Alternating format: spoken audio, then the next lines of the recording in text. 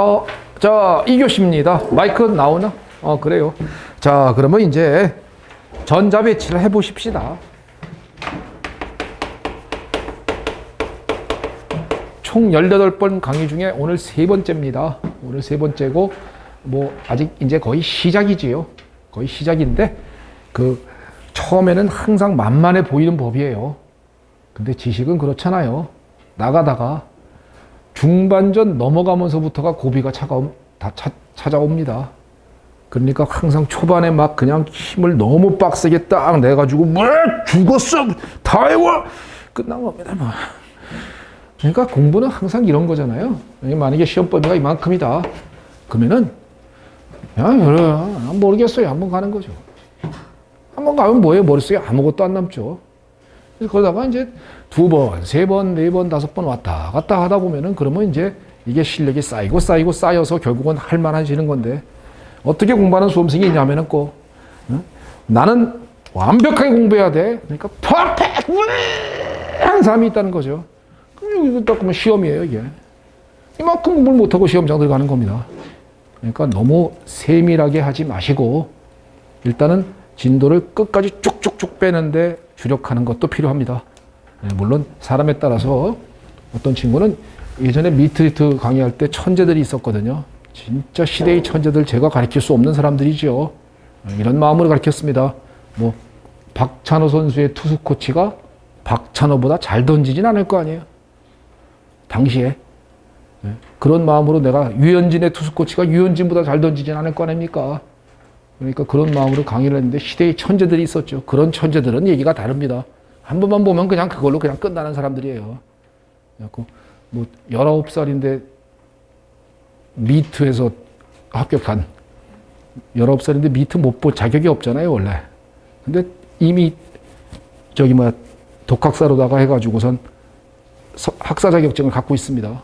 대학을 졸업한 그런 학생도 있었고, 공부 시작한 지 3개월 만에 미트 수석한 애도 있었고, 그냥 천재들입니다. 그리고 제 서브노트에 보면은 요거 제일 앞에 보면 왜 강정진이라고 써있는 요거 제일 첫 번째 써있는 요 친구 있죠? 요 친구가 미트에서 2년 연장 수석한 친구입니다. 말이 안 되죠? 2년 연장 수석을 어떻게 해? 1년 만에 수석했으면 합격해서 가야 될 텐데.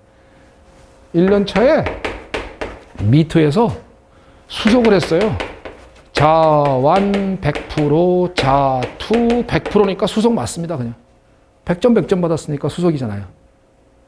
근데요, 서울의전밖에 안 간대요, 자기는. 서울대 의대만 간대요. 그거 외에는 나머지는 관심도 없답니다. 서울의전을 넣었어요. 서울의전을 넣었는데 미트 반영 비율이 0%입니다. 그래서 떨어졌어요. 2스펙이 떨어져요, 서울의전. 서울대 생명 학점 93%가량의 탭스 한 900 가까이 되거든요. 근데 2스펙이 떨어져요, 서울의전이. 그러니까 서울의전이 스펙이 얼마나 좋은지 아시겠습니까? 그러니까 서울의전 빼놓고 안 간다는 거야. 그러니까 갑자기 디트 봐. 디트는 치대입니다. 미트는 의대고요. 디트 봐갖고 또 자완 100%, 자투 100% 먹었습니다. 그래갖고 디트는 이제 서울치전이 디트 반영 비율이 있습니다.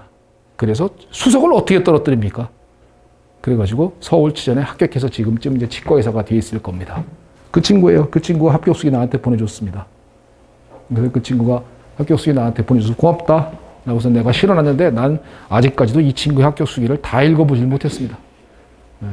읽어보진 못했고 그냥 강정진이 제가 제일 기억 남는 이름 중 하나가 되죠. 대단한 친구입니다. 이 친구 공부 절대 안 늘리거든요, 양. 이 친구는 공부 양을 필요한 것만 딱 합니다. 절대 양을 갖다 한도 끝도 없이 늘려서 자기 소화 안 되는 양을 갖다가 하려고 하진 않습니다. 그게 진짜 시험을 잘 보는 시험 천재들의 공부 방법인 것 같아요. 머리가 물론 탁월하게 좋겠지요. 그런데 마음가짐도 다릅니다. 그러다 보니까 2년 연장, 얘보다 더 스펙이 좋은 학생도 미트 디트에서 얘를 2년 연장 이긴 사람이 한 명도 없었죠. 그게 마음가짐의 문제인 것 같아요. 자, 전자배치 한번 해봅니다. 1S, 2S, 2P, 3S, 3P, 4S, 3D라 그랬죠. 여기까지만 할 줄 알면 됩니다. 그러니까 전자배치를 할 때, 자, 지금부터 1번부터 30번까지 알려드릴 겁니다. 1번부터 30번까지 전자배치는 너무나 자연스럽게 튀어나와서 바로바로 되도록 숙달시키는 것은 여러분들이 꼭 해야만 합니다. 이거를 잘 해놓으면은 뒤에 가면은 배위화학이라는 걸 배우거든요. 맨 마지막 단원이 배위화학인데요. 그 배위화학을 알려드릴 때 전자배치를 잘 알면은 속도가 엄청 빠릅니다. 근데 전자배치를 잘 못하면은 배위화학에서 시간이 걸릴 수밖에 없어요. 그러니까 1번부터 40번까지 하는데 전자배치의 기본적인 원리를 설명드립니다. 첫 번째는 아우프바 프린서플이에요. 축적 원리라고 합니다. 간단합니다. 낮은 에너지부터 채워라. 낮은 에너지 준위부터 전자를 채워라. 그러니까 1S가 제일 낮으니까 1S부터 전자를 채우기 시작해라 이런 얘기입니다. 전자배치는 전자를 집어넣는 겁니다. 전자의 방에다가. 오비탈에다가 전자를 집어넣는 것. 두 번째, 파울리 베타 원리입니다. 파울리 베타 원리는 네 가지 양자수 있죠. 네 가지 양자수가 모두 같은 전자는 없다. 전자는 한 오비탈이 없다. 네 가지 양자수가 모두 같은 전자는 한 오비탈이 없다. 전자는 두 개가 들어가는 거고요. 한 오비탈의 전자는 두 개가 들어가고 네 가지 양자수가 모두 같은 전자는 없다. 이건 입문 과정에 했기 때문에 조금 생략하면서 빨리 갈게요. 세 번째는 훈태 규칙이죠. 훈태 규칙은 간단합니다. 그냥 각방 써줘. 각방 쓰기에 전자를 채워라. 자, 일단 이건 했기 때문에 조금 빨리 가봅시다. 자, 원자번호 1번 수소입니다. 전자를 갖다 전자 한 개 채웁니다. 제일 낮은 에너지 준위가 어디예요? 예, 1S잖아, 1S. 그러니까 1S의 전자가 하나가 찹니다. 전자 배치입니다. 1S 하나, 1S1 하면은 수소 원자 이렇게 되는 거예요. 원자번호 2번 헬륨입니다. 전자 두 개 차죠? 전자 두 개 차죠? 1S에 두 개 찹니다. 그러니까 1S2 하면은 2번 헬륨의 전자 배치이다라는 거죠. 전자를 채울 때 두 개 전자가 만약에 같은 올라가는 스핀이라고 생각해 봅시다. 둘 다 만약에 올라가는 스핀을 플러스 2분의 1이라고 가정해 볼게요. 그러면 요 전자는 1S 전자니까 N이 얼마에 있니? 1. L은 얼마에 있는 거니? 5. M은 얼마니? 올라가는 스핀을 얼마라고 그랬냐면 플러스 2분의 1이라고 했거든요. 100 2분의 1인 양자수를 갖고 있는 전자입니다. 그럼 이 전자도 한번 따져보겠습니다. N은 얼마에 있는 거니? 1. L은 얼마에 있니? M은 얼마니? 0. S는 올라가는 스핀은 플러스 2분의 1. 네 가지 양자수가 다 똑같네요. 이렇게 네 가지 양자수가 다 똑같은 전자는 존재하지 말아라. 그게 파울리 베타 원리라고 부르는 겁니다. 네 가지 양자수가 동일한 전자는 있어서는 안 된다. 그러면 어떻게 존재하느냐? 바로 이렇게 하나가 올라가는 스핀이면 하나는 내려가는 스핀으로 존재하여서 이 전자는 n 이꼴 1, l 이꼴 0, m 이꼴 0, s 값은 마이너스 2분의 1의 값을 가지니까 이게 다르죠. 그래서 스핀 양자수가 달라서 하나가 올라가는 스핀이면 하나는 내려가는 스핀이어야 한다. 이것을 무슨 원리라 부른다고요? 파울리 베타 원리라 부른다. 즉 간단하게 오르락 내리락 파울리 베타 원리 이렇게 기억하시면 돼요. 별로 어렵지 않을 거라고 생각합니다. 자, 쭈루루루 가다가 한번 자 7번 나이트로젠 한번 해볼게요. 7번 나이트로젠 전자 몇 개 있어요? 7개입니다. 자, 불러주세요. You can do it. 1S에 2개, 2S에 2개, 그러면 4개 찼습니다. 이 P에는 몇 개까지 찰 수 있겠습니까? P 오비탈은 3개의 오비탈로 구성되어 있기 때문에 하나당 2개, 2개, 2개니까 맥시 6개까지 찰 수 있습니다. 그러니까 전자는 3개, 1S2, 2S2, 2P3가 7번 질소의 전자 배치가 되겠죠. 설마 이거 모르는 P풀? 만약에 이걸 모른다 그러면 입문 과정 다시 돌아가야 됩니다. 인강생. 11월 15일이죠. 춥죠? 지금은 개더워요. 여기 개덥진 않고요. 그냥 더워지려고 합니다. 네, 그리고 다시 돌아가야 됩니다. 그래야만 저기 바늘 허리 끼워서 못 씁니다. 바늘 허리 끼워서 쓰려고 하지 마세요. 마음 급하다고 과정을 뛰어넘어 버리면 나중에 가서 그 부분에서 기초에서 발목 잡힙니다. 자, 전자를 채워줍니다. P 오비탈 전자를 채울 때 세 개의 전자 채울 때 이렇게 각방쓰기 찾는 방법이 있을 것이고요. 내지는 여기가 쌍을 이루고 이렇게 되는 방법도 있을 것이고 여러 가지가 있을 거라고요.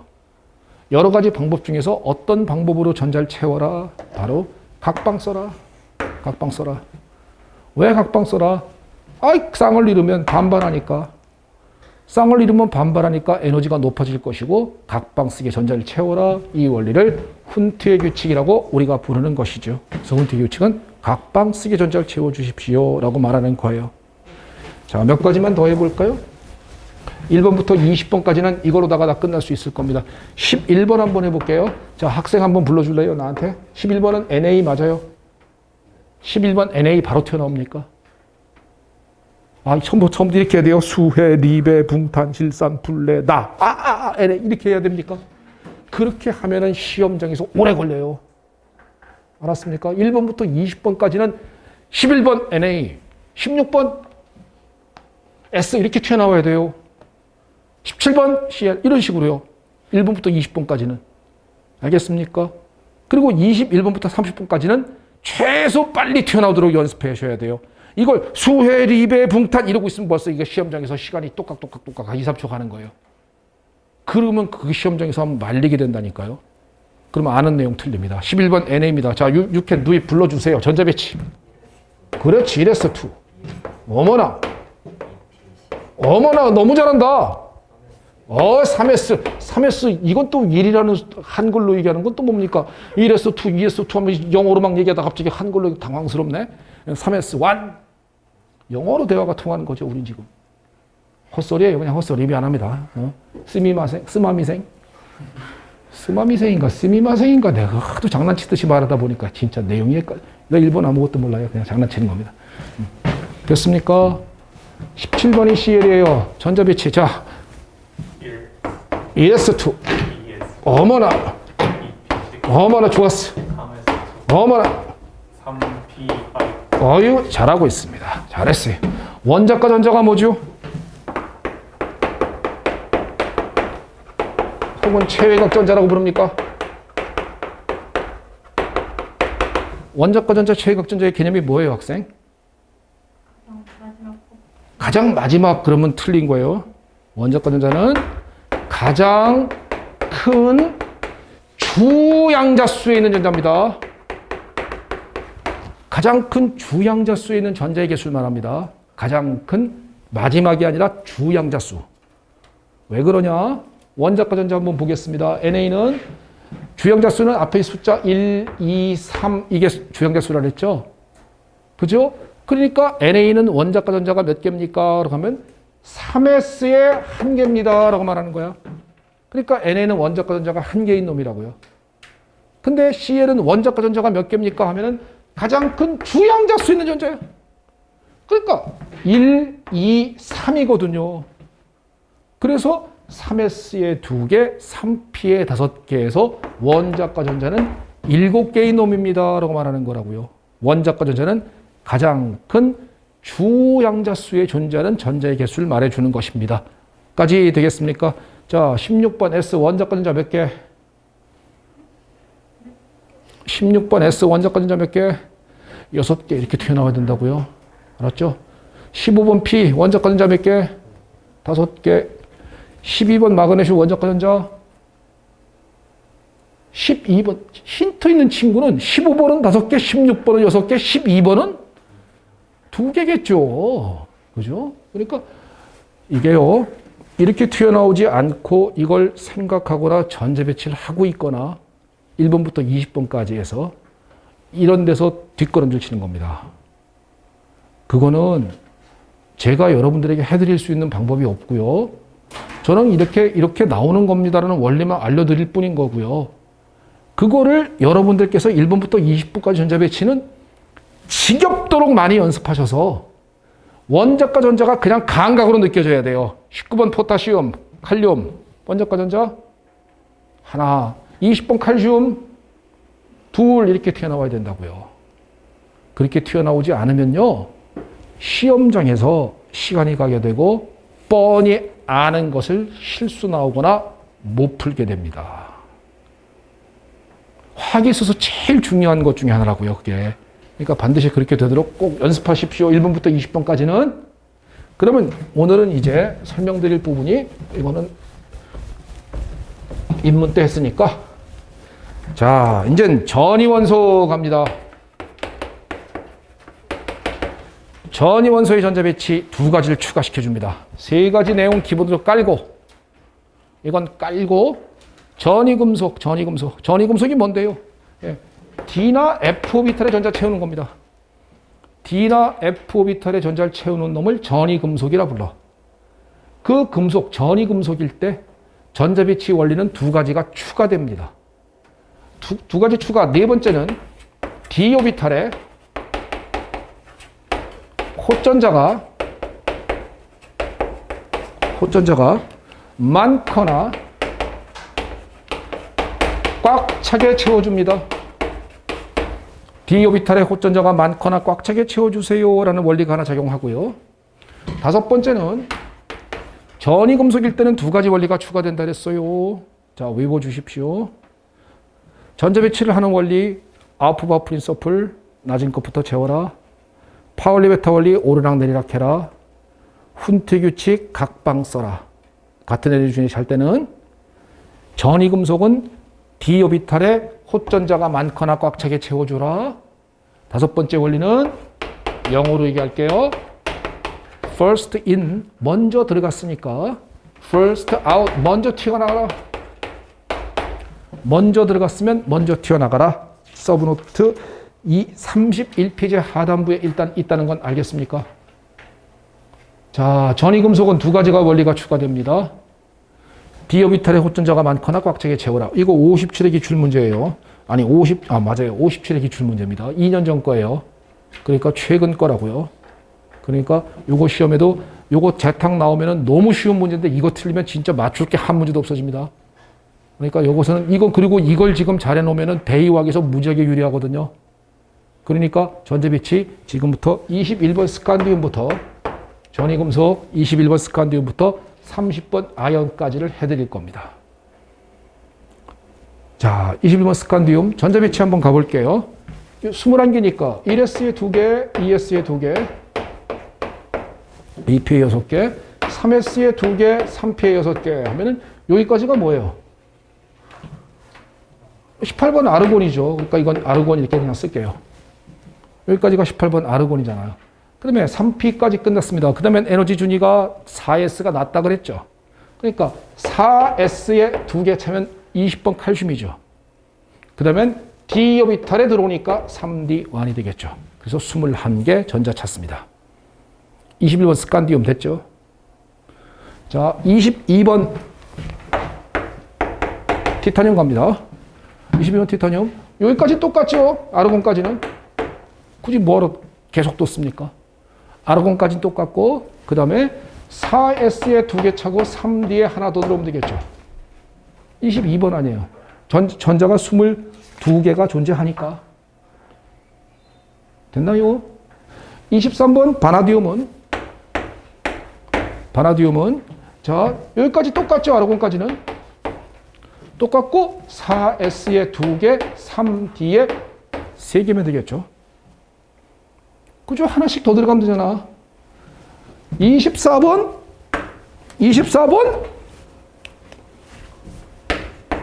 크롬은 24번 크롬은 목소리가 이상해지고 색깔이 달라졌습니다. 즉 뭔가 다른 게 있구나라는 걸 느낄 수 있겠습니까? 느낌상으로는 어떻게 될 것 같은 느낌이 오느냐면요. 아르곤의 전자배치에 4S2, 3D, 4일 것 같은 느낌이 오거든요. 하나가 더 들어왔으니까. 근데 자, 작용하는 원리, 전이금속 중에 작용하는 원리 네 번째. D 오비탈의 호전자가 많거나 꽉 차게 채워라. D 오비탈의 호전자가 많아지는 게 좋거나 아니면 다 차지게 채워라야. 전자배치를 한번 해보면 4S에 2개고 3D에는 3D에는 안나도선나 현행에서 왜 이렇게 전해? 훈트 각방 써라. 호전자가 많아지는 방법이 있어요. 호전자가 많아지는 방법은 호전자가 많게 채우는 게 좋고 꽉 차게 채우는 게 좋다 그랬어요. 전이금속일 때는. 그러면 많게 채워지는 방법은 간단하지 않습니까? S오비탈인 전자가 점프하면 될 거 아니야.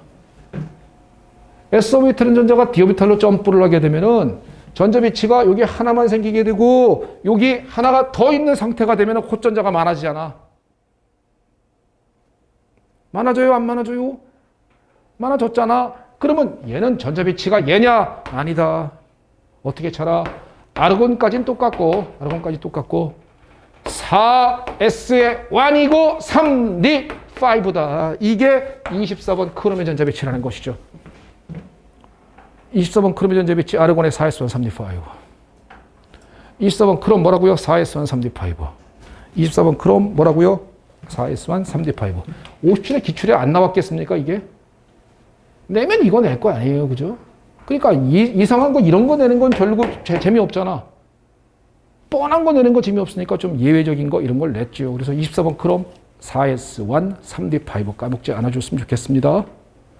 자, 그러면 일단 이렇게 됐죠. 25번 망간 가봅니다.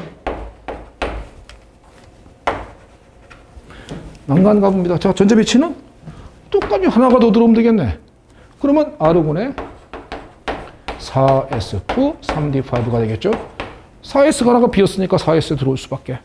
4S2 3D 5입니다. 라고 말할 수 있는 건 됐죠. 26번 철은 자, 전자 배치 you can do it. 자, 한번 불러주세요, 학생이. 아르곤의 4S2 3D 그래. 영어면 끝까지 영어로 얘기하고 한글이면 끝까지 한글로 갑시다. 3D 6 됐죠. 웃기려고 한 건데 아무도 웃지 않고 지금 분위기가 험악해. 지금 니들은 왜 이렇게 분위기가 험악하니? 재밌게. 그래서 사람이 많을 때가 좋아. 옛날이요. 사람이 많을 때는 한 명만 웃으면 웃음이 전파돼서 다 웃거든요. 그러다 보니까 그때는 내가 엄청나게 재밌다는 소리를 많이 들었는데 요즘엔 뭐 이렇게 별로 웃질 않으니까 재밌다는 소리를 별로. 지루한 게 좋습니까? 그 가끔 가다 선생 중에 학원 강사도 있더라고요. 가끔 가다가 이렇게 보면은 책 읽어주는 선생. 난 제일 꼴보기 싫거든요. 글씨 못 읽어서 내가 거기 앉아있나 하는 생각 듭니다. 책을 갖다 중얼중얼 읽어주고 그랬습니다. 라고 맨 끝에만 추임새만 넣더라고요. 그게 뭔 강사입니까?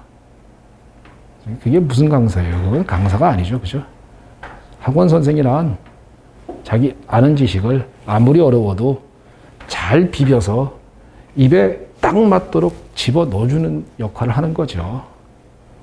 그게 학원 강사인데도 책을 중얼중얼 읽어줍니다. 그런데도 막 좋다는 글이 난무합니다. 누가 썼을까요? 뻔하잖아요, 뭐. 그게 어떻게 뭐 좋을 수가 있어요. 자, 26번 철 됐습니까? 27번 코발트거든요. 자, you can do it. 아르곤의 어이? 좋았어요. 28번이 니켈이거든요. 아르곤의 4S2 됐잖아요. 그죠? 29번 구린. 29번 구리는 목소리가 이상해지고 있어요. 뭔가 달라질 겁니다. 느낌상으로는 아르곤의 4S2 3D9일 것 같아요. 하나가 더 들어왔으니까. 근데 자, 작용하는 원리. D오비탈에 호전자가 많거나 다 차게 채워라. 호전자가 없이 그냥 다 채우라고 해요. 전부 다.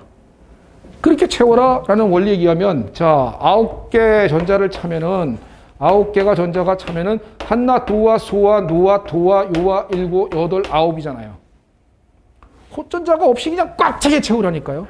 그 방법은 뭐야? 4에 쓰는 전자가 점프해서 여기에 하나가 더 들어와 주면 되는 거잖아요. 그쵸? 그래서 29번 구리는 전자 배치가 얘가 아니라 아르곤의 4S1 3D10이라고요. 독특하다고요. 네 번째 원리에 의해서 옵니다. 네 번째 원리, D오비탈에 호전자가 많거나 꽉 차게 채워주십시오 라는 원리에 의거하여서 24번 크롬과 29번 구리가 전자배치가 독특하다는 것 기억하셔야 되겠죠. 24번 크롬 하면은 4S1 3D5. 29번 구리 하면 4S1 3D10. 알겠죠? 꼭 기억해 주십시오. 알겠습니까? 자, 물론 57회 때 떴어요. 그렇기 때문에 똑같은 게 또 나올 가능성이 뭐 있지는 않을 겁니다. 30번 아연까지입니다. 아르곤에 21분부터 30분까지 전자 배치였습니다. 너무나 자연스러워서 지겨워야 됩니다. 26번 철 불러. 아르곤의 4S2 3D6. 나의 굿샷이에요. 가려도 할 수 있는. 이렇게 나와야 합니다. 그래야만 나중에 베이왁 할 때 광속을 보입니다. 베이왁 할 때 시간 걸리는 이유는 전자 배치를 못하기 때문이거든요. 그러다 보니까 거기서 1, 2분 까먹게 되고 거기서 뭔가 한번 말리면 틀리게 되고 이런 경우가 생기니까 21분부터 30번까지 알려드렸고요. 전자 배치는 너무나 자연스럽게 아예 쭉 적어다 놓고 쭉 적어 놓고 만약에 좀 약한 친구들 그러면은 전자 배치를 쭉 A4지다가 적으세요. 쭉 적어 놓고 진짜 들고 다니면서 비 맞은 중처럼이라도 외우십시오. 중을 비하하는 표현은 아니고요. 비 맞은 스님처럼 외우십시오. 하여튼 외우십시오. 알겠습니까? 자, 마지막인 원리인 first in, first out은 뭐냐라는 거죠. first in, first out은요. 먼저 들어왔으니까 먼저 나가라예요. 4S하고 3D 중에 어디가 먼저 전자가 들어왔다 그랬어요? 4S에서 먼저 들어왔거든요. 그러니까 내보낼 때도 4S에서 나가라야. 예를 들면 자, FE는 전자 배치가 4S2 3D6입니다. 그런데 전자가 나간다는 얘기는 FE 양이온 되는 거거든요. FE는 보통 2가이온 되거든요. 그러면 FE 2가이온 되면 전자가 몇 개가 나가는 거예요? 2개가 나갔어요. 근데 내보낼 땐 어디서 나가느냐 얘기입니다. 어디서 먼저 나가느냐. 4S하고 3D 중에 누가 먼저 들어왔다고요? 4S에서 먼저 들어왔으니까 내보낼 때도 먼저 내보내라. First in, first out. 알아들었나요? 그러니까 얘는 FE까지 전자 배치는 어떻게 되겠어요? 아르곤에 4S에서 전자가 2개가 나가버립니다. 그러니까 3D6라고요. 3D6라고요. 4S에서 전자가 먼저 나갔으니까 3D6라고요. 오케이? 할 수 있나요? 할 수 있어? 그러면 봐. 한번 해볼까? 자, 불러. 니켈 이가 양이온의 전자 배치는 아직은 안 되죠. 그죠? 근데 이게 엄청난 광속으로 나오도록 해야 된다고요? 니켈 이가 양이온은 여기 있습니다. 4S2 3D8이에요. 그러면 전자가 몇 개가 나갔어요? 2개가 나갔잖아. 어서 먼저 나가라고요? 4S에서 먼저 나가라. 그러면 남는 거 뭐 남아요? 그러죠. 3D8이라고요. 3D8이라고요.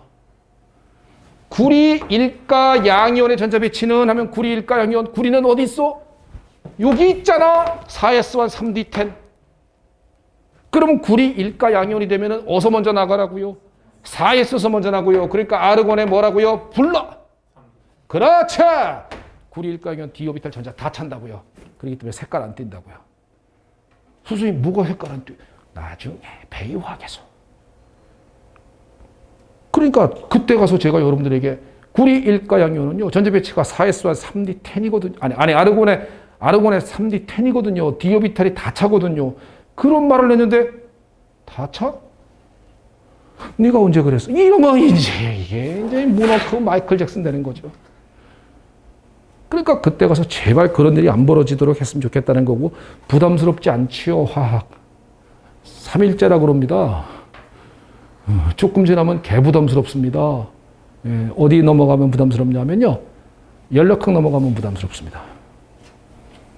그렇기 때문에 처음부터 부담스럽지 않을 텐데, 그래도 부담스럽지 않다고 까불지 마시고 철저하게 제가 여러분들에게 외우라는 것은 철저하게 암기가 되기를 꼭 바랍니다. 꼭 암기하셔야 돼요. 알았죠? 꼭 명심하십시오. 1번부터 30번까지 전자 배치는 필수 사항입니다. 그런 관계로 1번부터 30번까지는 생각하지 않고 전자 배치가 튀어나올 수 있도록 숙달시키셔야 합니다. 알겠죠? 이게 전자 배치의 기본적인 원리. 32페이지에 상단부에 있는 거 됐습니까? 그 밑에 상자기성과 반자기성이라는 것이 있죠. 어려운 거 아니고요. 그냥 잘 외우고 있으면 됩니다. 상자기성과 반자기성. 상자기성은요, 자기장에서 끌려간다예요. 자기장에서 끌려가는 걸 어떻게 아느냐 하면요, 그냥 간단하게 호전자가 있으면 돼요. 호전자 혹은 홀전자하고 같은 표현입니다. 호전자, 홀전자 같은 표현이고요. 홀전자가 있으면 상자기성 물질이에요. 자기장에서 끌려간답니다. 수순이 왜 끌려간대. 끝. 그냥 이거 같다. 수순이 왜 안 끌려가면 안 돼요. 끌려가. 끝. 그런 걸 고민하지 마시라는 뜻입니다. 반자기성 물질은요, 자기장에서 영향을 안 받는 겁니다. 혹은 밀친다라고 표현하기도 합니다. 밀친다라고 표현하기도 하고요. 호전자가 존재하지 않는 겁니다. 전자가 전부 다 쌍을 이루고 있는 물질이에요. 자, 자기적 성질 묻는 문제 배이화학에서 무지하게 많이 나오거든요. 그럴 때 뭐만 따지면 다 상자기성 물질 따지는 방법 뭐? 호전자 있느냐 없느냐, 홀전자 있느냐 없느냐입니다.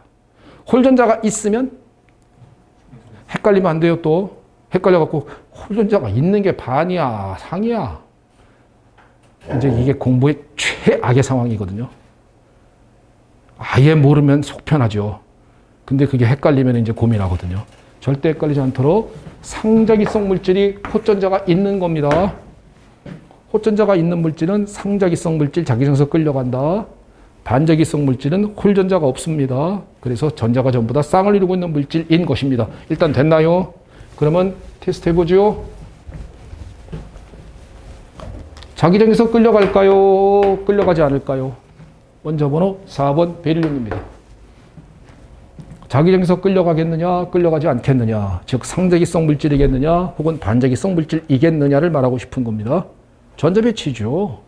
1S의 전자 2개, 2S의 전자 2개죠. 그러면 1S는 전자 2개, 오르락내리락, 파울리, 베타 원리. 2S의 전자 2개, 오르락내리락, 파울리, 베타 원리. 전부 다 전자가 쌍이죠. 홀전자 없어요. 그러면 자, 결정 났습니다. 무슨 물질? 반자기성 물질이다. 반자기성 물질. 됐죠? 이해됐나요, 학생? 학생, 이해됐어요? 그래. 자, 그러면 6번 탄소. 자, 학생이 불러주세요. 전자 배치.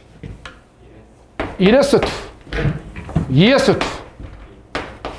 자, 여기까지만 했으면 눈치챌 수 있겠습니다. 상자기성, 반자기성. 아유, 잘했어요. 상자기성 물질이라는 거 알겠습니까? 어떻게 알아요? 뭐 어떻게 알아요? 오르락내리락 파울리. 오르락내리락 파울리. EP에 있는 거는 3개의 오비탈로 구성되어 있고 각방스램에 훈트. 그러면 홀전자 있어요, 없어요? 홀전자, 이게 홀전자냐, 홀라 있는 전자냐. 그러니까 얘는 상자기성 물질이겠구나라고 판단할 수 있겠죠. 상자기성, 반자기성 안 헷갈릴 수 있겠는지요? 안 헷갈리셔야 합니다. 절대로 모르는 것보다 더 나쁜 게 헷갈리는 거예요. 아예 모르면 속편합니다. 그런데 헷갈리면 시간만 갑니다. 그리고 틀립니다. 그러니까 시험 공부에서는 헷갈림이 없도록 하는 것이 중요하지 않을까라는 생각을 해봅니다. 상자기성, 반자기성 일단 여기까지 되셨나요? 확실하게 됐습니까? 자, 이제 그 다음에가 제목이 뭡니까? 5-10. 주기적 성질이죠. 주기적 성질. 작년에 100% 나옵니다. 라고 강의했던 것 같아요. 그런데 진짜로 나왔습니다. 그래서 나는 행복하는데 왜 학생들은 행복하지 않은지 난 모르겠습니다. 난이도도 안 높고요. 정말 편안한 부분인데 참 이 부분에서 틀리면 또 맞출 게 없어지는 부분 중 하나거든요.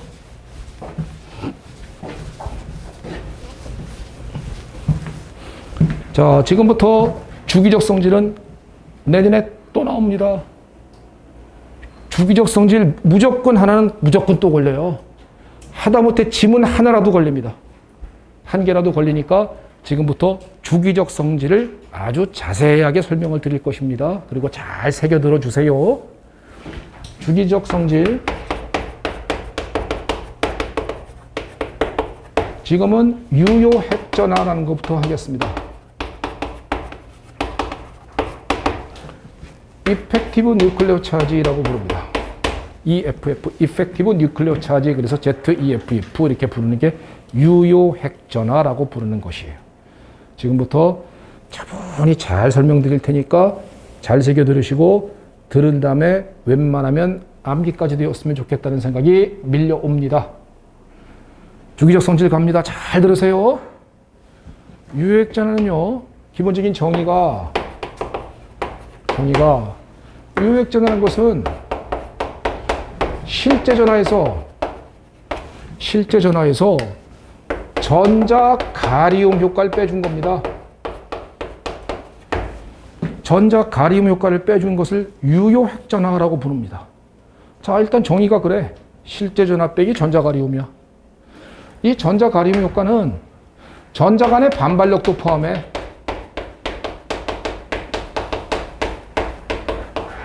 전자 간의 반발력도 포함시키는 개념이에요. 선생님, 이게 무슨 애매한 소리입니까? 지금부터 구체적으로 말씀드릴 테니까 일단 정의부터 암기합시다. 자, 외웁니다. 유효핵전화는 뭐라고요? 실제 전화 빼기 전자 가리움 효과야. 실제 전화 빼기 전자 가리움 효과야. 자, you can do it. 그러면 얘가 크면, 전자 가리움 효과가 크면 유효 핵전화는 당연하죠. 뭐 큰 걸 빼는데 작아지겠지. 그러면 전자 가리움 효과가 커지면 유효 핵전화는 감소될 것입니다. 까지 잡았습니까? 슬레이터의 공식 그런 거 안 합니다. 그거는 일반학 범주가 아니에요. 학생 알았죠? 학생 아까 물은 거 그런 건 하는 거 아니야. 그건 결서 시험 범위가 아니야. 알겠죠? 그러니까 뭐 슬레이터 뭐 이런 거 막 그냥 유효핵전화는 그냥 관념으로 가는 거야. 실제 전화 빼기 전자 가리움 효과야. 실제 전화는 이건 양성자수야. 양성자수. 원자번호라고요. 그냥 원자번호. 원자번호 빼기 전자가리움 효과요. 자, 전자가리움 효과가 뭔지 한번 관념으로만 이해해 볼까요? 자, 예를 들면 핵이 있다 치자. 뭐 2개든 3개든 있다 치자. 그럼 주변에 전자가 돌고 있을 거야. N=1 껍질에 전자가 있을 수 있고 또 바깥 껍질에도 전자가 있을 수 있을 거야. 요걸 A 전자라고 하고 요걸 B 전자라고 합시다. 자, 이런 느낌이 오지 않아요? 핵과 B 사이의 인력을, 핵과 B 전자 사이의 인력을 A가 가로막은 느낌이 안 옵니까? 온다고 가정해 주세요.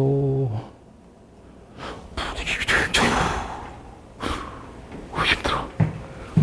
핵과 B 사이의 인력을 A가 차단하는 느낌 안 옵니까?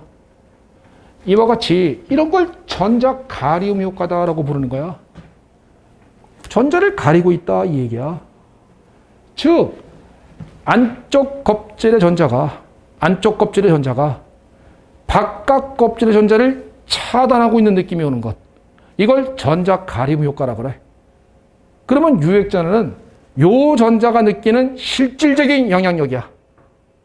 실질적인 얘의 영향력이라고요. 그래서 안쪽 껍질의 전자가 바깥 껍질의 전자를 가로막을 때 전자 가리움 효과가 제일 큰 거야. 안쪽 껍질의 전자가 바깥 껍질의 전자를 가로막을 때요. 그때 전자 가리움 효과가 최고 큰 거라고요. 이런 경우에도 전자 가리움 효과라고 말할 수는 있어. 예를 들면은 같은 껍질의 전자 2개 있는 경우. 이런 경우도 전자 간의 반발력이 존재하기 때문에 전자 가리움 효과라고 말할 수는 있는 거예요. 하지만 이 경우가 전자 가리움 효과가 훨씬 큰 거야. 느낌상으로 이해되죠? 그냥 관념적으로요. 요때 요 전자 1몰을 내보낼 때요. 이게 헬륨이잖아. 양성자 2개, 전자 2개니까. 1s의 전자 2개 있잖아. 여기다가 에너지를 때려 주어서 헬륨 양이온이 되고 전자 1몰을 내보낼 때. 여기다가 에너지를 때려 주면은 전자가 들뜨겠죠? 알아듣습니까? N=1인 궤도에 있다가 에너지를 때려주면 전자가 들뜨겠죠? 그죠? 근데 이 전자를 어디까지 내보내주느냐? 무한대 궤도까지 내보내줄 때야. 그러니까 완전히 방출시킬 때. 그때 들어가는 에너지 값이 거기 얼마로 써 있느냐? 2373kJ이란다. 1몰당. 숫자 외우는 거 아니에요, 여러분. 숫자를 외우라는 소리가 아니라 개념을 설명하려고 그런 겁니다. 헬륨 양이온이 만들어지고 전자를 완전히 바깥으로 내보내줄 때 그때 2373kJ의 에너지가 때려줘 주면은 n = 1인 궤도에 있는 전자 1몰이 바깥으로 튀어나가 버린대. 이해되셨는지요? 그런데 그럼 하나가 나갔어. 하나가 나가면은 이런 상태가 되겠죠? 하나가 나갔으니까 하나만 남겠죠? 그죠? 이 상태에서 에너지가 또 에너지가 들어가서 전자를 바깥으로 무한대인 궤도로 내보내주고 싶어요. 이때 들어가는 에너지 값은 자, 감각으로 느껴. 2373보다 크다, 작다. 이거라고요. 이 개념이 유액전화의 개념이라고요. 자, 보세요. 전자가 두 개가 있을 때는 서로 간에 반발하고 있어. 서로 간에 반발하고 있으니까 전자 가림 효과가 있는 거야. 유액전화가 작게 느껴져. 유액전화가 작게 느껴지기 때문에 영향력이, 핵의 영향력이 작아. 그러니까 2373만 때려줘도 나가. 오케이? 근데 하나가 이미 나갔어요. 하나가 이미 나갔어. 그래서 하나밖에 없어. 자, 전자 간에 반발력이 있어요? 없어요? 없어요. 핵의 영향력을 다이렉트로 100% 받아. 그죠? 핵의 영향력을 다이렉트로 100% 받아. 얘는 나가려고 하는 경향성이 강하겠어? 버틸 수 있어. 그래! 그러면은 2373보다 더 많은 에너지를 때려주어야 튀어나가겠습니까? 적은 에너지만으로도 튀어나가겠습니까? 그렇죠. 그래서 값이 얼마로 돼 있어요? 거기에 5,000 얼마요? 5,000 얼마로 돼 있잖아. 숫자를 외우라는 게 아니라 이 값보다 훨씬 크다. 이게 전자가림 효과의 개념이라고요. 여기까지 이해되셨습니까? 유액전화의 기본적인 정의는 실제 전압 빼기 전자가림 효과인데 이 전자가림 효과는 전자 간의 반발력을 포함시켜주는 개념입니다. 진짜로 전자가림 효과가 큰 경우는 어떤 경우냐? 안쪽 껍질의 전자가 바깥 껍질의 전자를 가로막을 때가 최고입니다. 하지만 같은 껍질에서의 반발력도 전자가림의 일종입니다. 그게 어떤 증거로 알 수 있느냐? 헬륨 양이온을 만들 때 2373을 때려 주어야만 튀어나가는데 하나가 나간 상태에서 또 하나 내보내줄 때는 2373에 약 2배 이상 들어간다는 거예요. 어마어마한 에너지를 때려 주어야 가까스로 형이 에너지가 자꾸 들어와 하고 나가는 거예요. 아시겠습니까? 그러니까 2373보다 값이 월등 클 수밖에 없다. 의 개념이 바로 서브노트 33페이지에 써 있는 그림인 것입니다. 이해될 수 있겠는지요? 32페이지에 있는 내용 깔끔합니까?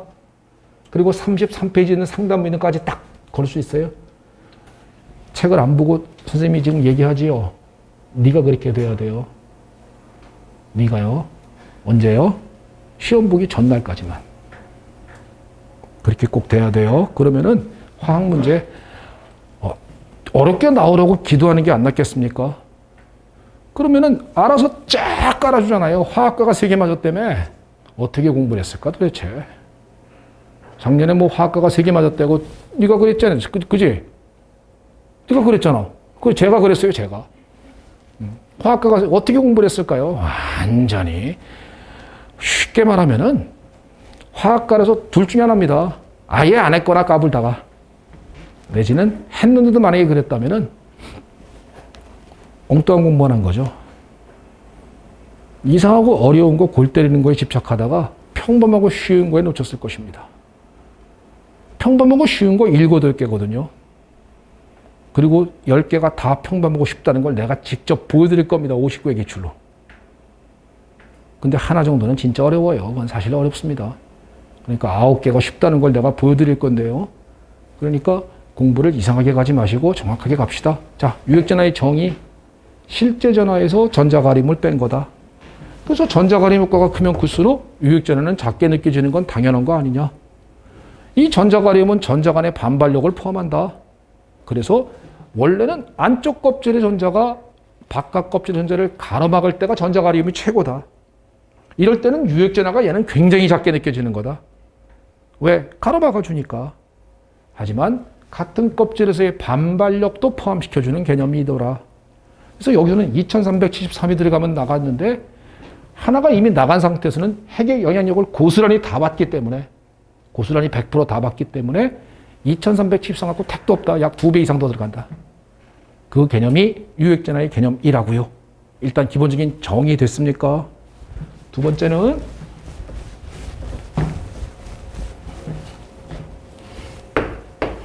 에너지를 보면요. 수소 원자는 전자 몇 개 이슈? 전자 한 개 있는 겁니다. 전자 한 개 있는 에너지는 말이야. 1S가 에너지가 제일 나죠. 당연히 1S가 에너지가 제일 낮은 건 알고 있잖아. 2S가 에너지가 1S보다 높잖아. 근데 재밌는 거는 2S하고 2P가 에너지가 똑같아. 수소 원자는요. 2S, 2P가 에너지가 똑같네. 3S는 이거보다 높은데 3S와 3P와 3D가 또 에너지가 동일합니다. 뭐는 수소 원자는 4S, 4P, 4D, 4F가 에너지가 똑같아요. 뭐는 수소 원자는. 그러면 결국은 수소 원자는 에너지 준위가 1, 2, 3, 4에 의해서만 결정나는 거 아니야? 그지요? 그래서 오로지 주양자수만 에너지 준위를 결정해줘. 주양자수만 에너지 준위를 결정해 줄 뿐인 것입니다. 이게 알려져 있는 사실이에요. 그래서 분명히 SPDF가 어때요? SPDF 에너지가. SPDF 에너지가. 그래, 같은 거야. 뭐는 수소 원자는. 뭔가 다른 놈인데 에너지가 같은 것을 우리는 뭐라고 표현하는 거냐? 축퇴되어 있다라고 표현하는 거예요. 축퇴되어 있다. 축퇴되어 있다는 표현은 무슨 표현이냐면 뭔가 다른 건데 에너지가 같은 것. 예를 들면은 이런 것도 축퇴지요. 예를 들면은 P 오비탈은 3개로 구성되어 있잖아. 3개의 오비탈로 구성되어 있고 이 오비탈이 각각 에너지가 똑같거든요. 그래서 P 오비탈은 3개의 오비탈이 축퇴되어 있다 이렇게 표현하는 거예요. 뭔가가 다른 놈인데 에너지가 같은 거. 이거를 축퇴되어 있습니다 이렇게 표현한다고요. 수소 원자는 SPDF가 축퇴되어 있어요. 그래서 SPDF가 에너지가 똑같아요. 수소 원자는 똑같아요. 받아들일 수 있습니까? 수소 원자는 1S, 2S, 1, 2는 에너지 차이가 나는데요. 2S, 2P 동일, 3S, 3P, 3D 동일, 4S, 4P, 4D, 4F 동일이라고요. 에너지가요. 뭐는요? 수소 원자는. 오케이? 근데요. 다전자 원자는요.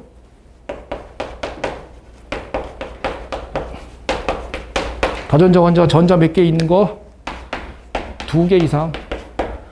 전자 2개 이상 있는 헬륨 이상. 헬륨 이상 있는 에너지 준위는 어떻게 되어 있느냐? 아까 조금 전에 그랬죠? 어디에 의존한다 그랬어? 어이, 장난 없다. N 플러스 L 값을 의존한다고 아까 그랬잖아요. 그래서 에너지가 1S가 제일 낮고요. 2S는 이거보다 조금 더 높은데 2P는 얘보다 조금 더 높네. 2P가 2S보다 조금 더 에너지가 높다고요. 3S는 이거보다 조금 더 높고요. 3P는 조금 더 높고요. 3D는 조금 더 높고요. 4S는 3D 밑에 있고요. 아까 N 플러스 L 값이라 그랬잖아요. 그래서 4S, 4P, 4D, 4F 이렇게 되는 거예요. 오케이? 그러면 다전자 원자는 이렇게 얘기할 수 있겠네. S보단 P가 높고 P보단 D가 높고 D보단 F가 높습니다. 라고 말할 수 있겠네. 그지? 뭐는요? 다전자 원자는요. 수소 원자는 SPDF가 똑같다고요. 다전자 원자는 S보다 P가 P보다 D가 D보다 F가 에너지가 높다고 알려져 있다고요. 암기가 되겠습니까? 이게 결론이에요. 일단 결론부터 정확하게 외웁시다. 자, 결론 외워야 합니다. 수소 원자는 에너지 준위가 어떻다고요? SPDF가 동일하다고요. 즉 주양자수에 의해서만 에너지가 영향을 받을 뿐이지 부양자수는 에너지가 같다고요. 이게 부양자수, 자기양자수 아닙니까? SPDF가. 이렇게 얘기할 수 있습니까? 여기 있는 전자를 1로 띄우고 싶다, 1로 띄우고 싶다. 에너지는 같다고요. ES로 띄우든 EP로 띄우든 ES와 EP가 에너지가 똑같은데 뭐. 그러니까 이건 같은 에너지가 들어간다고요.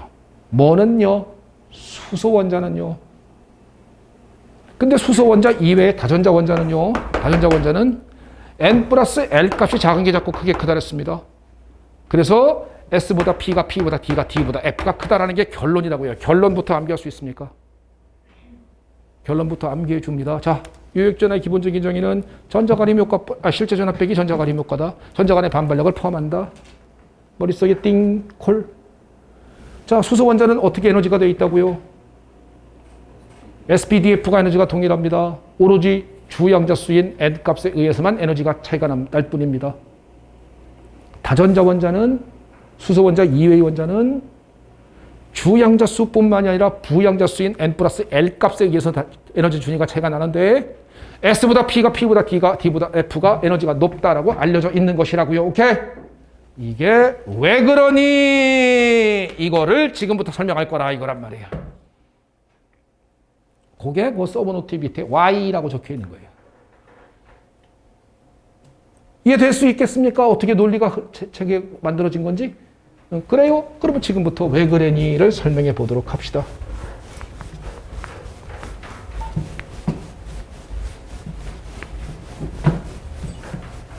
두 가지 관점으로 설명할게요. 첫 번째는 정성적인 발로 비비는 설명입니다. 그냥 관념상으로 이렇게 이해합시다 하는 거예요. 왜 S보다 P가 에너지가 높니? 그 이유가 왜 그러니? 너 이거 왜 그러니? 너 이거 왜? 이거 왜 S보다 P가 에너지가 높을까? 관념상으로 그냥 이해하는 겁니다. 자, 핵이 있으면 S 오비탈의 모양은 원형이죠. P 오비탈의 모양은 R형이죠. 그렇죠? 그러면 S 오비탈과 P 오비탈 중 누가 핵에 가까이 있겠어요? S겠죠. 뭐 조그마니까. 그죠? R형형 이게 핵에 가까이 있지 않을 거 아니에요. 그러니까 S는 P보다 핵에서 가깝다 이렇게 할 수 있어요. 당연하잖아요. 그죠? S는 P보다 핵에서 가깝다라는 거죠. 핵의 영향력을 S 오비탈이 더 많이 받는 거죠. 그죠? 그러면 S는 P보다 핵의 영향력이 크죠?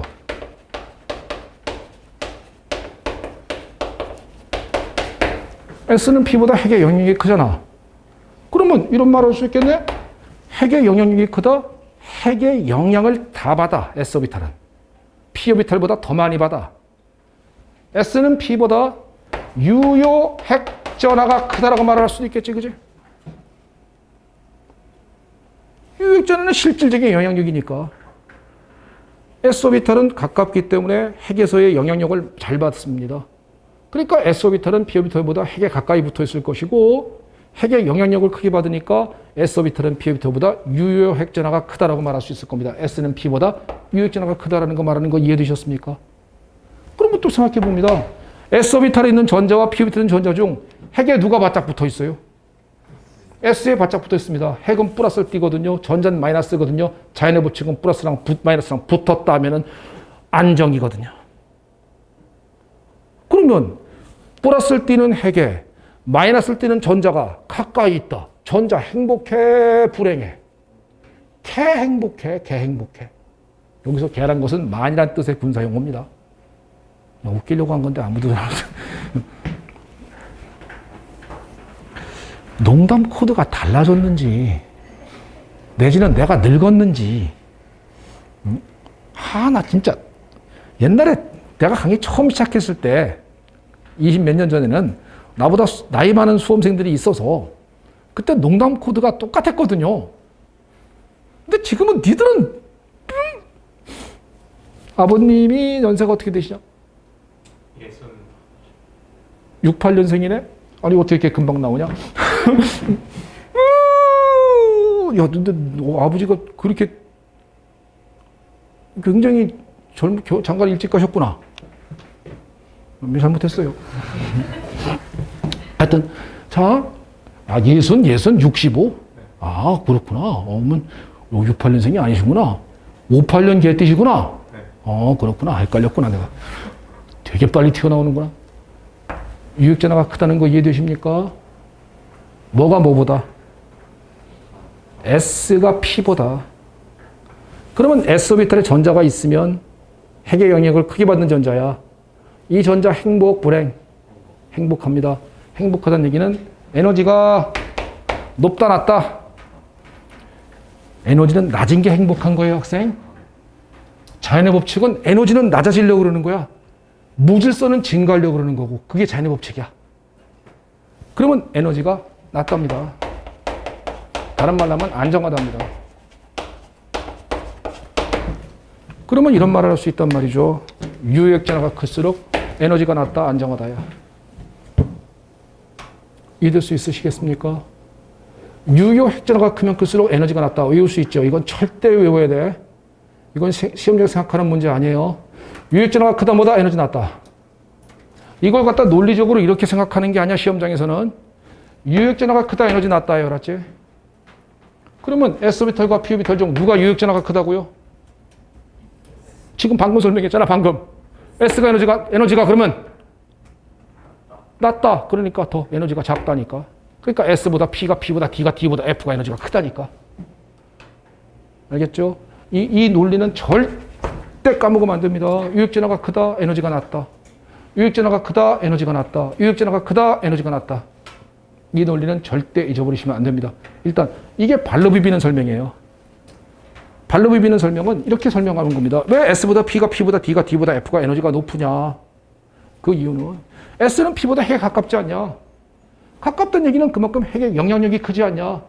핵의 영향력이 크니까 유액전화가 크지 않냐? 그럼 거기 전자 있어봐라. 얼마나 행복하겠니? 에너지가 뚝 떨어지겠지. 낮아지겠지. 그러니까 유액전화가 크면 클수록 에너지가 낮습니다라고 설명하는 게 발로 비비는 설명이라고요. 근데 이거는 그냥 관념으로다가 설명하는 거고요. 이걸 오리지널 수학으로 어떻게 설명하느냐야. 수학으로 하는데 그 수학을 하고 싶진 않잖아. 그래서 그냥 간단하게 이것도 그냥 정리만 한 걸로다가 설명을 드리려고 하는 겁니다. 일단 요 개념 이해될 수 있습니까, 이제? 그러면 수소원자는 왜 이래요? 수소원자는 왜 이래? 수소원자는 왜 이래? 이게 왜 이래? 수소원자는 왜 이래? 왜 S하고 P하고 D하고 F가 에너지가 똑같아? 왜 에너지가 똑같은 거야, 수소원자는? 그래, 전자가 한 개밖에 없어. 전자가 한 개밖에 없는데 한 개 있는 전자가 자기를 가리냐? 전자 가리움 효과의 개념 자체가 없어, 수소원자는. 그러니까 수소원자는 유액전화의 개념 자체가 없는 거야. 그러니까 SPDF가 에너지가 동일할 수밖에. 무슨 말인지 이해가 되죠? 그러니까 다전자 원자에 적용되는 거야. 두 개 이상이 있을 때 전자 가리움 효과가 있는 유효 핵전화의 개념이 있을 때 이 설명을 할 수 있다는 얘기란 말이에요. 여기까지 이해가 되셨습니까? 이게 이제 발로 비비는 설명이고요. 요 논리는 절대 안 잊어버릴 수 있겠습니까? 유액전화가 크다, 에너지가 낮다. 이걸 까먹으면 안 돼, 알았지? 그러니까 유액전화가 크면 에너지가 낮죠? 라고 탁 그랬더니, 낮아요? 이러면, 이게 이제 여기서부터 이제 뒷걸음질 나가는 거예요. 그러니까 절대로 논리적으로 쭉 이해는 되시지 않습니까? 근데 중요한 거는 시험장에서는 보는 순간 팍 찍는 게 중요하거든요. 그러기 위해서는 이런 것은 이해가 됐으면 과감하게 암기하는 것 필요하다라고 말씀드리는 겁니다.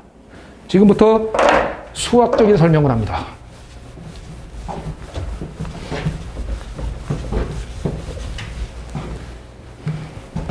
수학적인 설명을 하기 위해서는 마디라는 걸 공부할 겁니다. 노드라는 거예요. 마디는 방사성 마디라는 것이 있고요. 방사성 마디는 구형 마디라고 보통 미트 디트에서는 구형 마디라는 표현을 써줬어요. 그리고 방사성 마디라는 것은 책에 있는 표현입니다. 그리고 강마디라는 것이 있어요. 미트 디트에서는 평면 마디다 이렇게. 평면형 마디다. 평면 마디, 평면형이라고 써줄게요. 평면형 마디다. 암기할래요, 이건? 이 마디가 뭔지. 마디는 하여튼 기본 개념이 뭐냐? 전자가 없는 공간이야. 전자가 존재하지 않는 공간을 마디라 불러요. 방사성 마디는 구형 마디고, 그 다음에 강마디라고 없으면 평면형 마디라고 이렇게 부르는 거예요. 자, S오비탈은요, S오비탈, P오비탈, D오비탈을 구분해 보면 S오비탈은 n-1개의 방사성 마디가 있어요. 주영자 수 빼기 1만큼의 주영자 수 빼기 1만큼의 방사성 마디가 있고 각마디는 없습니다. P오비탈은 n-2개의 방사성 마디가 있고 각마디가 1개가 있고요. D오비탈은 n-3개의 방사성 마디가 있고 각마디는 2개가 존재합니다. 자, 무슨 소리인지 잠깐만 그림을 못 그립니다만 잠깐만 설명할게요. 예를 들면 ES오비탈이다라고 생각해 볼까요? ES오비탈은 S오비탈이니까 모양은 원형이거든요. 이때 핵에서부터 ES오비탈의 모양은 원형인데, 이렇게 원형인데, 얘는 주영자 수가 2라서요. 주영자 수가 2라서 방사성 마디가 1개가 있을 수 있거든요. 왜? 주영자 수 빼기 1. 얘가 2니까 2 빼기 1이니까 1 아니에요. 그러니까 방사성 마디가 하나입니다. 이렇게 표현할 거거든요. 무슨 소리냐? 핵으로부터 일정 거리에서 구형으로 전자가 없는 공간이 있다고요. 전자가 없는 공간. 핵으로부터 일정 거리에서 구형으로다가 전자가 없는 공간이 존재한다. 이걸 방사성 마디 이렇게 부르는 거예요. 알아들을 수 있겠습니까? P오비탈은 이렇게 생겼지 않습니까? R형으로. 그렇기 때문에 전자가 없는 공간이 방사성 마디는 n-2고요. n-2개의 방사성 마디고요. 그 다음에 각마디가 뭐냐? 이 평면이 여긴 전자가 없잖아요. 두 개의 이 R형 끄트머리의 가운데 부분, 이 부분은 전자가 없거든요. 이 평면을 우리는 각마디라고 부릅니다. 각마디가 그래서 P오비탈은 하나가 있는 거예요. 요거 하나가 있다고요. D오비탈은 모양이요. 보통 이렇게 생겼거든요. 이걸 보통 네잎클로바 모양이다 이렇게 부릅니다. 그래서 D오비탈은 각마디가 이렇게 하나 해서 2개의 각마디가 있는 거예요. 이게 2개의 각마디다라고 부른다고요. 일단은 이렇게 외우는 건 할 수 있겠습니까? 요거 암기할 수 있겠는지요?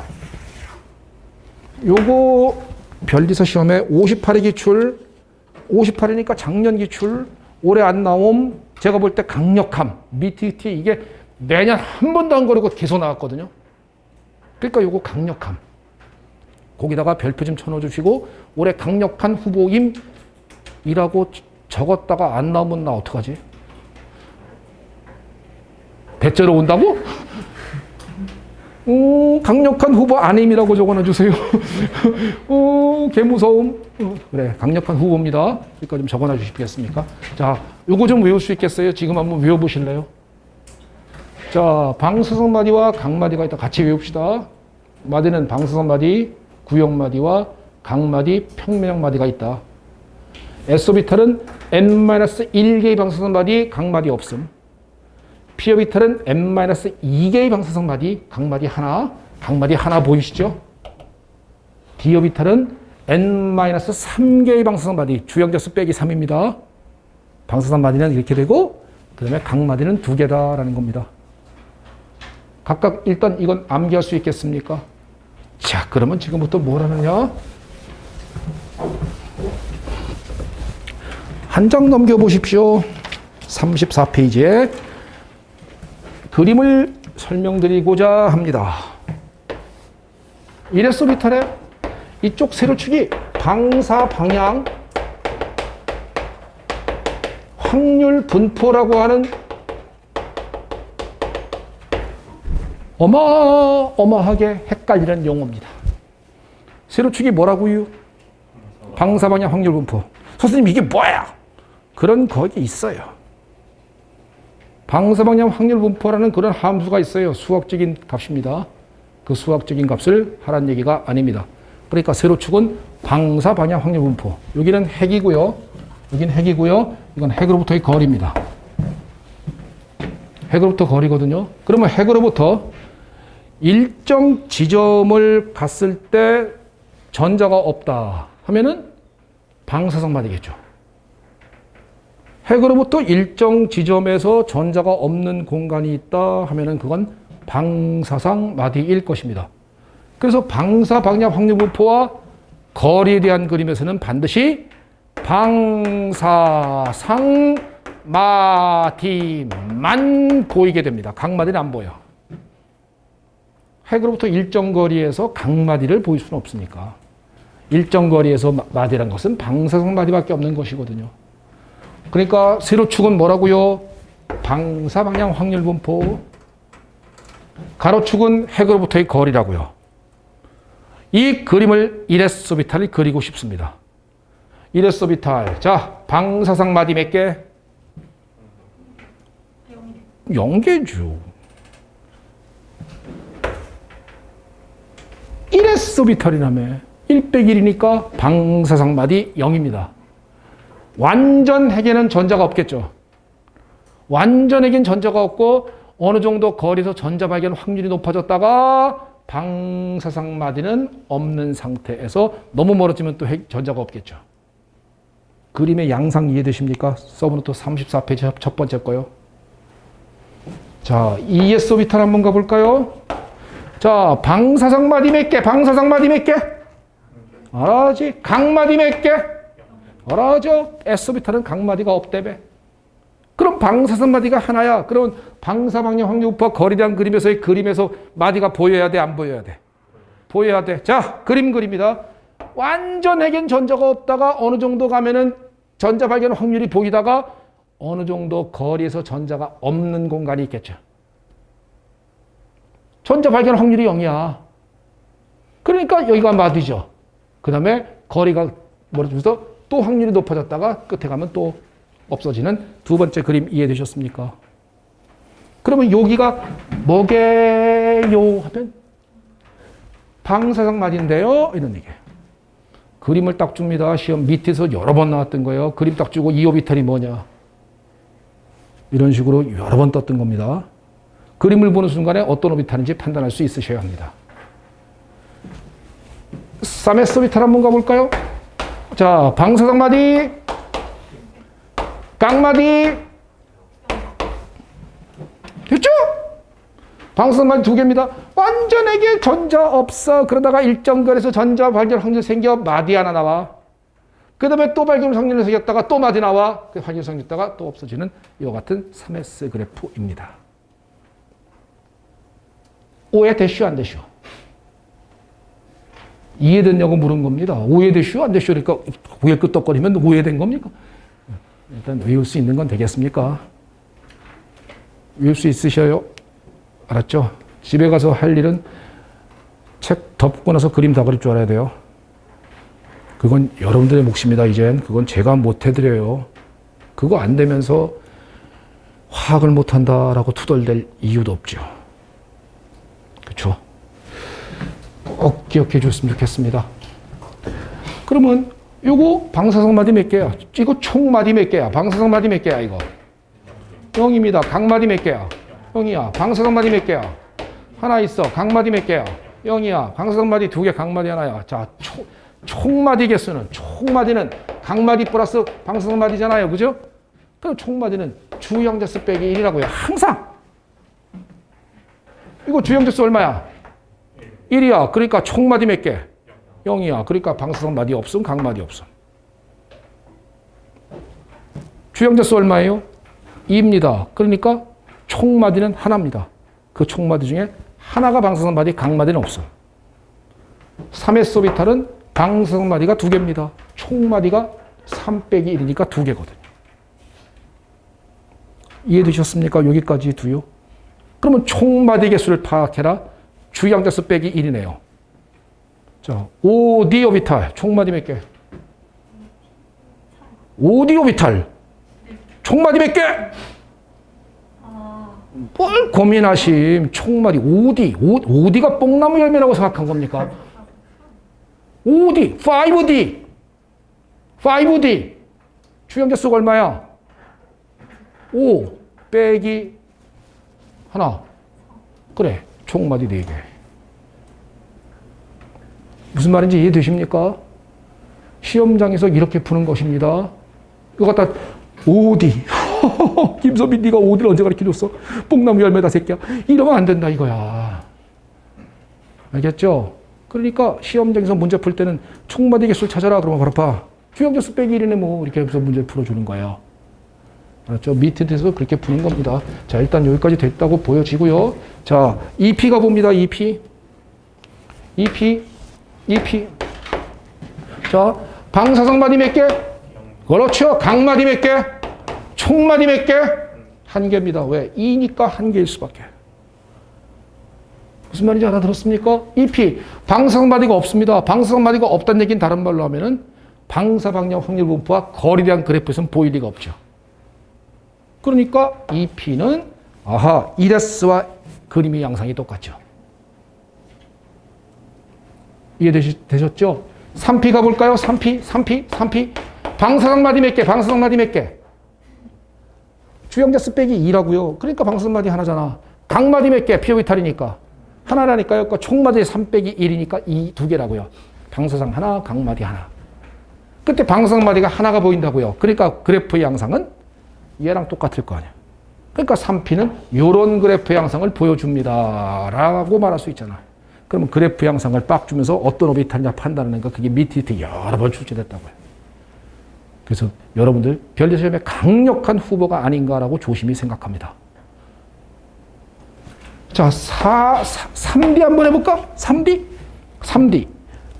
방사성마디 몇 개? 3 빼기 3 아니야. 각마디 몇 개? 각마디 몇 개?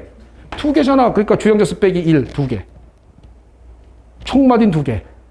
그죠? 그러면 얘는 방사성마디가 없어요. 그러니까 그래프 양상은 누구랑 똑같겠어? 그래, 1S와 똑같고 2P와 똑같은 그래프 양상을 보여줍니다. 거기 그 서브노트 있는 그림은 이해되셨습니까? 됐어요? 4D는 오른쪽에 ES나 혹은 3P와 에너지 그림의 양상이 똑같겠죠. 그러면 자, 아까 조금 전에 이게 왜 설명하는 거냐면, 아이고 또 지웠네. 그래, 지우고 가. 아까 조금 전에 이런 설명을 했어요. S보다 P가 P보다 D가 D보다 F가 에너지가 크다라는 것을 갖다가 이거 발로 밟는 설명을 여기서 해드렸어요. 아까 유액전하가 크다, 에너지가 낮아진다, 안정해진다. 그래서 S보다 P가 P보다 D가 D보다 F가 에너지가 높습니다. 이런 설명을 했단 말이에요. 그걸 수학적으로 그림을 그려서 이게 나온 그림이요. 양자역학을 해갖고 수학으로다가 그 수학으로다가 풀어서 낸 그림이거든요. 자, 한번 ES하고 EP의 그림을 한꺼번에 그려보겠습니다. ES 방사성마디 하나 보이겠죠? ES의 그림입니다. EP 1S와 그래프 형성이 똑같습니다. EP. ES와 EP의 그림을 갖다가 한 공간에서 같이 그려봤어요. 어떤 일이 벌어지느냐는 걸 과학자가 알았는데 깜짝 놀란 겁니다. 과학자가. 야, 이게 S오비탈이다. 이게 S오비탈이다. 이게 P오비탈이다. 최대 지점은 얘가 가깝다, 핵에서. 근데 S오비탈은 이 S오비탈이잖아. 이게 S오비탈이잖아. 이게 P오비탈이잖아. 이게 P오비탈이잖아. S오비탈은 P오비탈의 안으로 뚫고 들어갔다. 라는 것을 수학적으로 계산을 내서 컴퓨터로다가 따라락 찍어보니까 그렇더라는 거예요. 그래서 이렇게 뚫고 들어간 것을 뭐라고 하느냐? 침투 효과라고 부르는 겁니다. 그래서 S오비탈은 P오비탈을 침투하였다. 이렇게 표현하는 거예요. 침투하였다. 다른 말로 하면 S는 P보다 핵에 가까울 수밖에 없다는 겁니다. 그렇죠? 그래서 S보다 P가 에너지가 높고 S가 에너지가 낮은 이유가 바로 침투 효과 때문입니다. 라고 수학적으로 설명을 하는 것이라고요. 이것까지 만약에 침투 효과까지 만약에 개념이 헷갈리고 연결이 안 되면은 이거는 굳이 의미는 없습니다. 하지만 거기 나와 있는 각 오비탈들의 그림 그리는 것만큼은 철저하게 연습해 주십시오. 그림의 양상을 보는 순간에 자, 가능한 놈은 누구입니까? 방사성마디 하나 보이는 거예요. 이게 방사방향 흡수와 거리대한 그림에서 방사성마디 하나 보이는 거니까 자, 누구 가능한 후보? 그렇죠. 혹은 또 그렇지. ES 5와 3P 둘 중에 하나야. ES나 혹은 3P라고요. 그럼 그림을 보는 순간에 어떤 오비탈이구나라는 걸 딱 알고 그 다음에 그 외에 문제에서 주어진 정보를 보고선 어떤 오비탈인지를 확인해서 문제를 푸는 겁니다. 아셨죠? 그러니까 그림의 양상을 그려나가는 거 이거는 철저하게 연습해 주셨으면 좋겠다라는 생각이 든다라는 생각이 드는군요. 여기까지 알아들으셨는지요? 여기까지가 어디까지 설명드렸냐면요. 34페이지에 그림 그리는 것까지 설명을 드린 겁니다. 거기까지 설명을 드린 것이고 잘 새겨 들었으면 좋겠습니다. 5분만 쉬었다가 계속 가도록 하겠습니다.